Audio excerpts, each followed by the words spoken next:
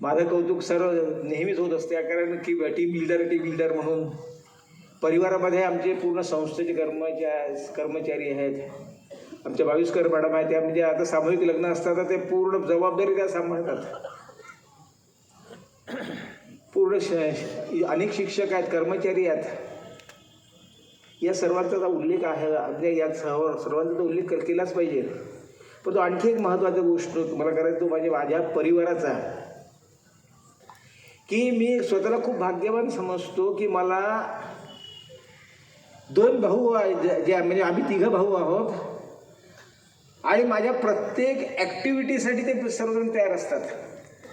म्हणजे लहानपणापासून म्हणजे ज्याला मोठा जरी मी असलो परंतु माझी काळजी घेणारे 2 जण आहेत. अरे दादा तू ॲटो नको चालू, आम्ही रात्रभर चालवतो. एक म्हणतो मी रात्री चालवतो, एक म्हणतो दिवसा चालवतो, तू नको करू. मला गावाला जायचं होतं त्यावेळेला दादा मी तुझ्यासोबत येतो म्हणणारे माझे भाऊ होते. आणि आजही आता तेही पण जवळपास आता 70ला टेकले, 65-70ला झाले, परंतु आजही जे पहिलं प्रेम होतं ते आजही प्रेम आहे.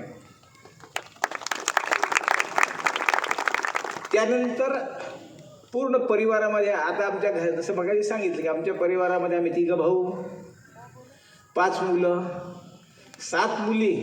7 मुली म्हणजे 5 माझ्या सुना, 2 आमच्या मुली. ते विचार म्हणजे आमच्या घरामध्ये मुलीच आहेत त्या आमच्या, आणि एवढंच नाही तर 8 नातू.